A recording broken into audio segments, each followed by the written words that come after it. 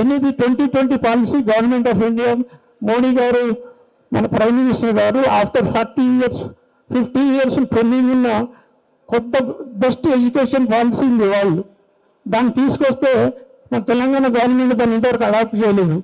Even మన Andhra government, Karnataka government, మన BJP rule states అన్నీ అమలు చేశాయి. మన ఒక్క స్టేట్ అమలు చేయలేదు. దాన్ని అమలు చేస్తే ఇప్పుడు ఉన్న ప్రాబ్లమ్స్లలో 25% ప్రాబ్లమ్స్ ఆటోమేటిక్గా సార్ట్ అవుట్ అవుతాయి. అప్పుడు సెంట్రల్ గవర్నమెంట్స్ నుండి ఫండ్స్ వస్తాయి. సో స్టేట్ గవర్నమెంట్స్ కూడా కొంచెం ఫండ్స్ ఇంక్రీజ్ చేస్తే ఈ ప్రాబ్లమ్స్ అన్నీ సార్ట్ అవుట్ చేయొచ్చు. కాబట్టి గవర్నమెంట్కు టీచర్స్ మీద ఏమాత్రం వాళ్ళ ఇష్యూస్ సార్ట్ అవుట్ చేసే వాళ్ళకు ఇంట్రెస్ట్ లేదు.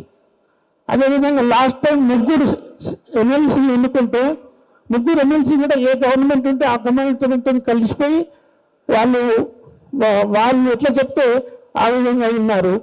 అది చాలా కోపం ఉంది టీచర్లందరికీ. తర్వాత ఇప్పుడు గవర్నమెంట్ ఎట్లా అనుకుంటుందంటే ఏ ఎమ్మెల్సీ అభ్యర్థి గెలిచినా అతను కలిసిపోతాడు, అతను మా క్యాండిడేట్ అనే ఒపీనియన్లో ఉంది.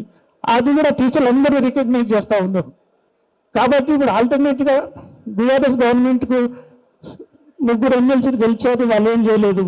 కాంగ్రెస్ గవర్నమెంట్ ఈ సమస్యలన్నిటినీ వాళ్ళ మేనిఫెస్టోలో పెట్టి నేను ఎలక్షన్ అయినా నెక్స్ట్ డేనే మీ టీచర్ సమస్యలన్నీ పరిష్కరిస్తామని పెట్టి ఎలక్షన్ అయిన తర్వాత ఇప్పుడు 1 year 2 months అయినా వాళ్ళ ఇష్యూస్ ఒక్కటి కూడా సార్ట్అవుట్ చేయలేదు.